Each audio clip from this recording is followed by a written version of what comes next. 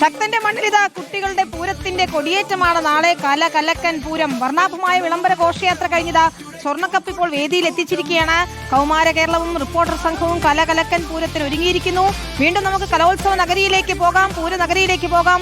PS രഞ്ജിത്തും Jason ചാമോളപ്പിലും നമ്മുടെ സംഘവും അവിടെ ചേരുകയാണ്. രഞ്ജിത്ത്, ജെയ്സൺ, എന്തായി കലകലക്കൻ പൂരത്തിന്റെ ആവേശം? വിനിത, കലകലക്കും പൂരം ഒന്നുകൂടി കലക്കാൻ വേണ്ടി ഞങ്ങൾ തീരുമാനിച്ചിരിക്കുകയാണ്. ഇപ്പോൾ വിളംബര ഘോഷയാത്ര ഈ തൃശൂർ പൂരത്തിന്റെ നഗരത്തിൽ പൂരനഗരിയുടെ എല്ലാ വിധത്തിലുള്ള വർണ്ണാഭമായ കാഴ്ചകളോട് കൂടിയിട്ടുള്ള ഒരു ഘോഷയാത്രയോടെ സമാപിച്ചിരിക്കുന്നു. ഈ കലോത്സവത്തിന്റെ പ്രധാന വേദിയിലാണ് നിൽക്കുന്നത്.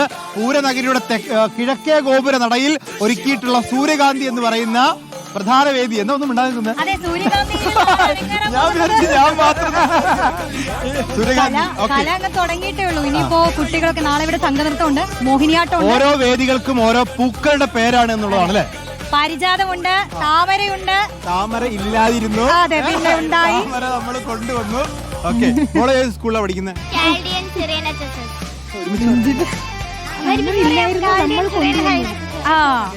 ഇതിൽ ഒരാള് പാട്ട് പാടി കാന്ത പാടുന്നു. അപ്പൊ ഒരു പാട്ടാ പഠിക്കോ. ഞാനും വരാം തൃശ്ശൂർ പൂരം കാണാൻ.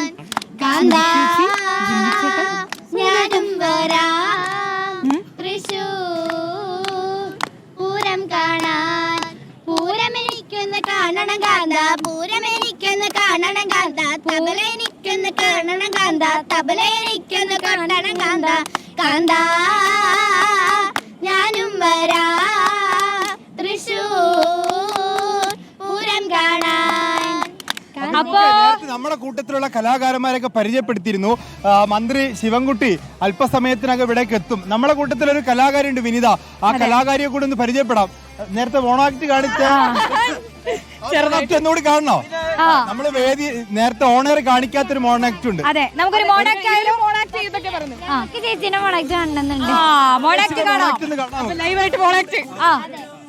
നേരത്തെ അവതരിപ്പിച്ച സെയിം സാറ് തന്നെ മതിയോ?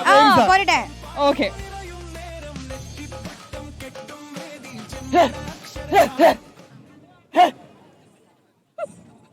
ഉണ്ണിയേട്ടാ, എന്റെ അടുത്തേക്ക് തരല്ലേ? എന്നെ നോക്കിക്കോളൂ. ആരും എന്റെ അടുത്തേക്ക് വരല്ലേ, എനിക്ക് പേടിയാ. എന്നെ നോക്കിക്കോളൂ.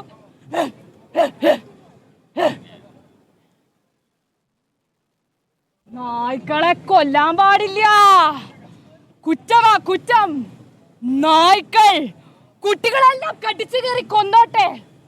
അതൊരു കുറ്റമല്ല, അതൊരു തെറ്റുമല്ല. അടിപൊളി. അപ്പോ ഞങ്ങളെ കൂട്ടത്തിലും കലാകാരികളും കലാകാരന്മാരും ഉണ്ട് എന്നുള്ളതാണ്. ഇത് മോണോക്ട് അല്ലേ? ഇത് എല്ലാ ദിവസവും നമ്മളെ 3 മണി ഷോയുടെ വിഷയമാണ്. തെരുവുനായ. ശരിക്കും പറഞ്ഞാൽ റോഷ്നി ഇനി 3 മണി ഷോയിൽ ഈ ഒരു മോണാക്ടോട് കൂടി തുടങ്ങാവുന്നതാണ്. വെറൈറ്റി ആവും. കാരണം നമ്മൾ സാധാരണ ഈ വാർത്തകളൊക്കെ ആണല്ലോ, ഇതങ്ങോട്ട് കലക്കും പൊള്ളിക്കും.